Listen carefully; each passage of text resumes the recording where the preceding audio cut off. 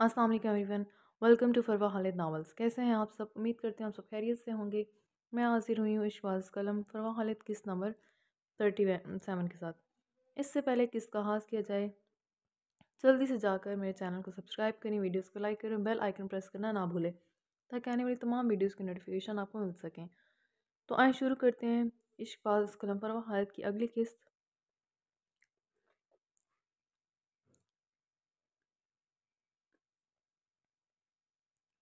Hazel इस वक्त cream colour के लिबास में मलबूस अपने अनोखे दिलफरेब हुस्न के साथ पाकीज़गी और मासूमियत का पैकर ही मालूम हो रही थी। उसके गुलाबी होंठ आपस में सख्ती से पेवस्त थे। घनेरी पलकें उसे अभी भी भीगी भीगी सी लगी थीं, जैसे वो फिर से रोई हो। वो अपने आप को बहुत मजबूत आसाब का मालिक समझता था, फिर भी अक्सर इस हुस्न के पैकर के सामने उसे अपनी नज़रें भटकती हुई महसूस होती थी, जैसे इस वक्त हो रही थीं। इसी खातिर वो उसे किसी ड्राइवर के साथ अकेले नहीं भेज पाया था। ये लड़की उसकी एम्प्लॉय होने के साथ साथ उसकी ज़िम्मेदारी थी। अपनी ज़िम्मेदारियाँ निभाना तो आर्यन खानज़ादा को बहुत अच्छी तरह आता था। वो जिस तरह एज़ल को बचाते हुए पक्के फर्श पर सर के बल गिरा था, उसे अपने सर और कंधे में बहुत ज़्यादा दर्द महसूस हो रहा था। मगर फिर भी वो इतनी लंबी ड्राइव करके उसे खुद अपने सर और कंधे में बहुत ज़्यादा दर्द महसूस हो रहा था, मगर फिर भी वो इतनी लंबी ड्राइव करके उसे छोड़ने जाने की खातिर राज़ी हो गया था। वो चाहता तो ड्राइवर को साथ ला सकता था, मगर वो खुद ही इस लड़की का शोफर बना हुआ था। अपनी इस कैफियत से जज होते उसने गाड़ी की स्पीड बढ़ा दी थी। वो लड़की अभी भी ऐसे ही सोई हुई थी। न जाने कितनी नींद आती थी उसे। शाम ढल रही थी। रात की तारीकी आहिस्ता आहिस्ता फैलने लगी थी। शहर पहुंचने तक उन्हें रात हो जानी थी। आर्यान की नज़रें भटक भटक कर एज़ल की जानिब जा रही थी, जो अब जाग चुकी थी और साथ ही रुख मोड़ गई थी। वो अच्छे से जानता था कि एज़ल सफीना बेगम से की गई उसकी बातें सुन चुकी है।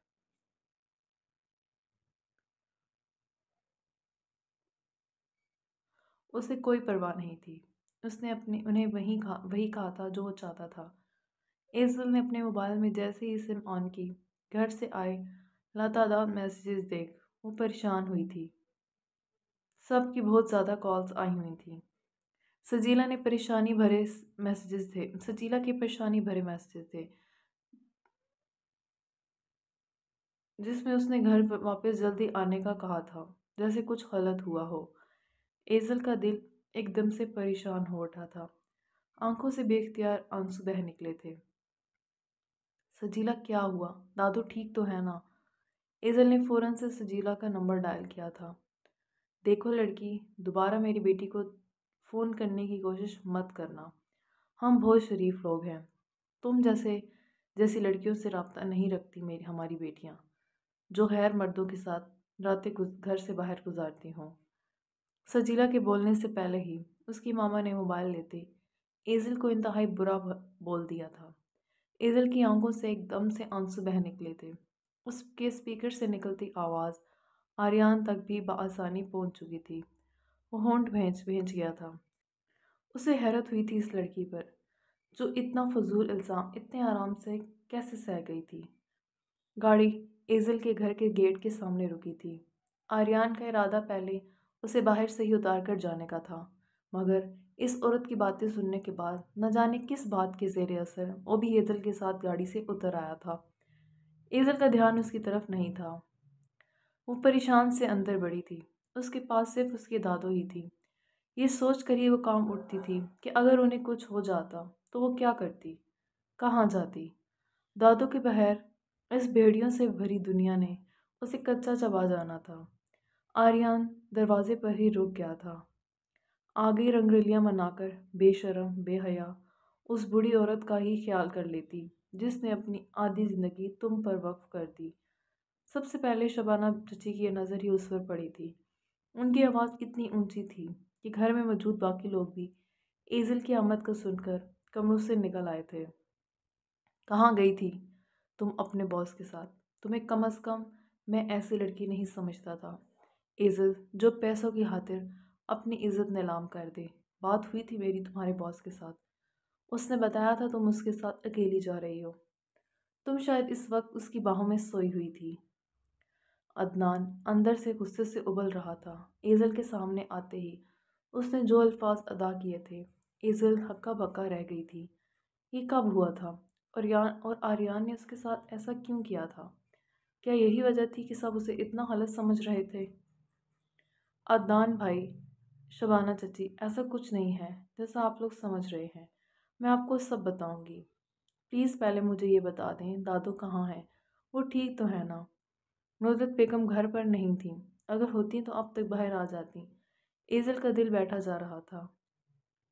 انہیں مارنے میں کوئی کسر باقی چھوڑی ہے تم نے؟ تمہارے کرتوتوں کے بارے میں سن کر بستر پر جا پڑی ہیں وہ۔ کسی بھی وقت کچھ بھی ہو سکتا ہے۔ خبردار جو ان کے سامنے گئی، نکلو ابھی اور اسی وقت ہمارے گھر سے۔ بہت برداشت کر لیا تمہیں، گھر میں بیٹیاں ہیں۔ تم جیسے غلاظت کی پوٹی کی وجہ سے ہم ان پر انگلی اٹھتی برداشت نہیں کر سکتے۔ ایزل جو ندرت بیگم کا سن کر صدمے کی کیفیت میں کھڑی تھی، شبانہ بیگم آگے بڑھی تھی اور ایک زوردار دھکا دیتے اسے گھر سے نکل جانے کا کہا تھا۔ ایزل ان کے جارحانہ رویے کے لیے بالکل بھی تیار نہیں تھی۔ وہ سر کے بل پیچھے جا گرتی جب اسی لمحے اندر داخل ہوتے آریان نے آگے بڑھ کر اسے تھام لیا تھا۔ اسے دیکھ کر وہاں کھڑے تمام افراد اپنی جگہ ساکت ہوئے تھے۔ انہیں بالکل بھی اندازہ نہیں تھا کہ یہ شخص اس طرح ایزل کے ساتھ آیا ہوگا۔ کس ہاسپٹل میں ہے وہ؟ ایزل کے بھیگے چہرے کو دیکھتے اس نے سرد لہجے میں عدنان کو مخاطب کیا تھا۔ سینٹرل سٹی ہاسپٹل میں۔ اس کی شخصیت کا رعب و دبدبہ ہی ایسا تھا کہ عدنان سے پہلے شبانہ بیگم بول پڑی تھی۔ چلیں مس ایزل۔ آریان اسے اپنے پیچھے آنے کا کہتا باہر نکل گیا تھا۔ ایزل بھی ہوش میں آتے تیزی سے باہر کی جانب بھاگی تھی، جبکہ شبانہ بیگم نے مڑ کر باقی سب کو دیکھا تھا، جو متحیر نگاہوں سے ابھی تک اسی جگہ کو دیکھ رہے تھے جہاں سے آریان گیا تھا۔ مجھے تو لگا تھا یہ امیر زادہ صرف ایزل کی خوبصورتی کو استعمال کر رہا ہے، یہ اس کے پیچھے یہاں تک کیسے آ گیا؟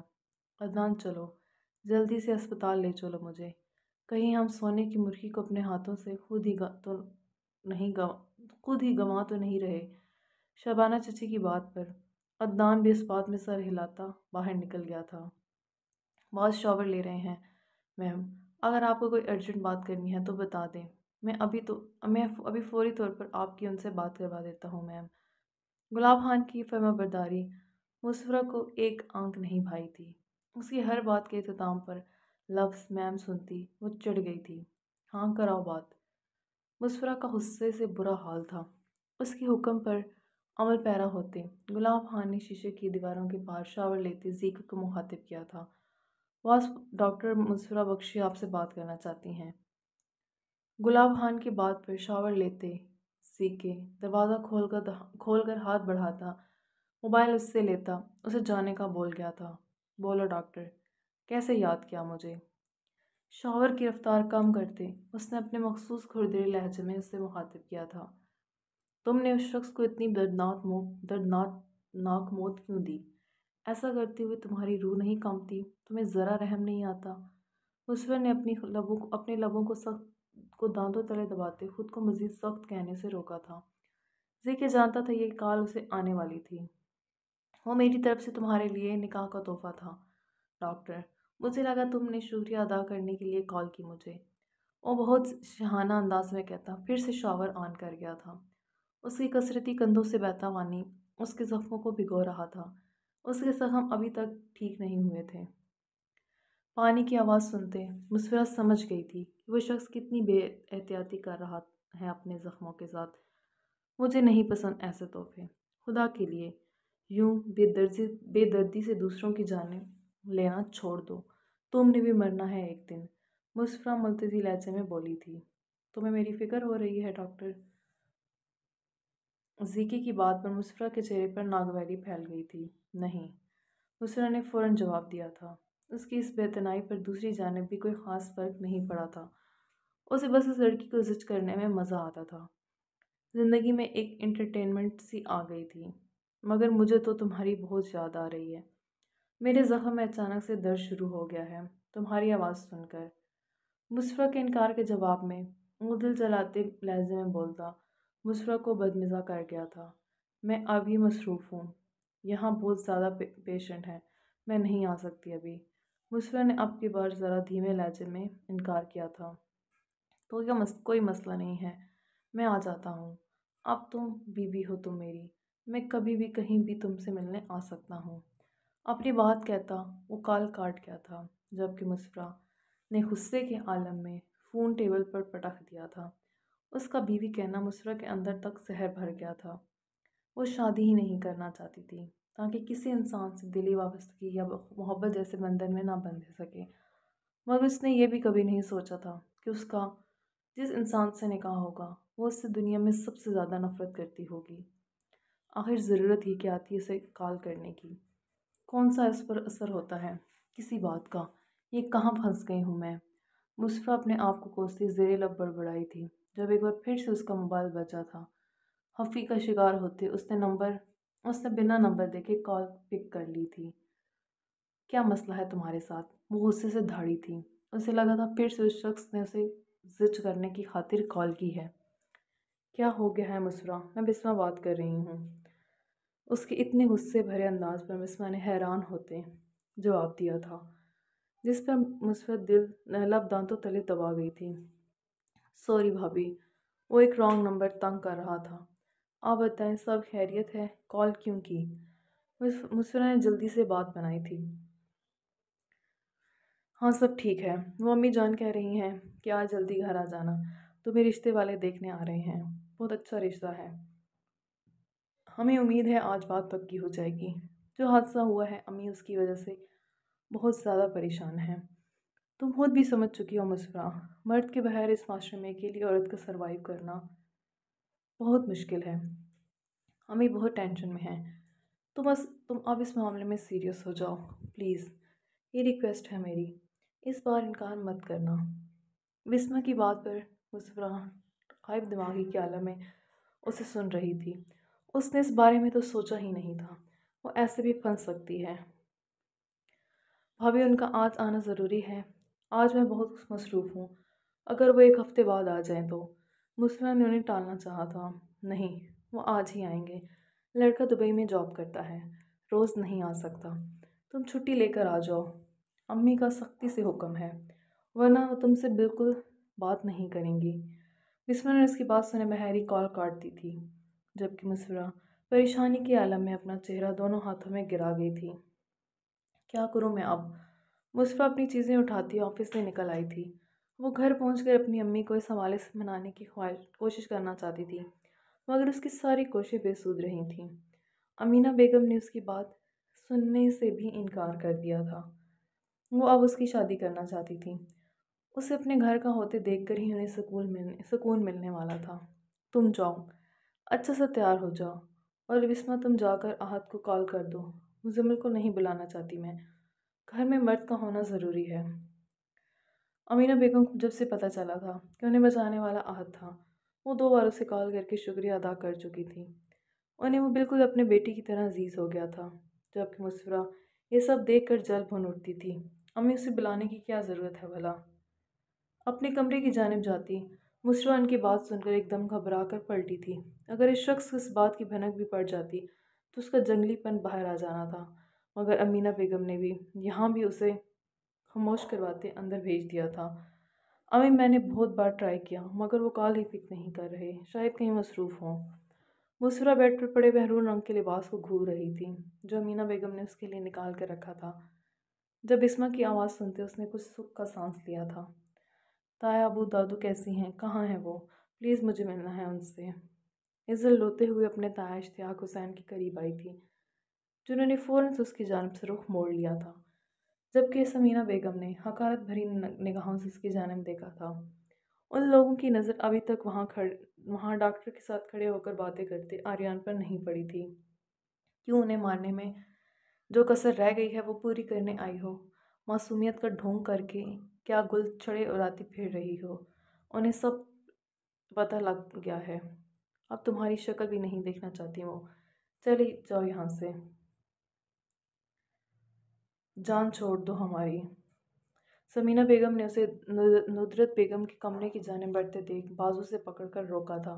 ان کا بس نہیں چل رہا تھا اس لڑکی کا منہ تھپڑوں سے لال کر دیں جو ابھی بھی اتنی ڈٹائی کے ساتھ وہاں آ گئی تھی۔ عدنان نے غصے میں آتے ندرت بیگم سمیت سب گھر والوں کے سامنے یہی کہہ دیا تھا کہ وہ گھر سے بھاگ گئی ہے۔ پورے خاندان میں اس کی عزت کا جنازہ نکل گیا تھا، کوئی اس کی صورت بھی دیکھنا نہیں چاہتا تھا۔ جاری ہے۔ جی گائز، کیسی لگی آپ کو آج کی قسط؟ کمنٹ سیکشن میں اپنی رائے کا اظہار ضرور کیجیے گا۔ جلد ہی حاضر ہوں گی نئے ایپیسوڈ کے ساتھ۔ اپنا بہت سارا خیال رکھیے گا، دعا میں یاد رکھیے گا۔ خدا حافظ۔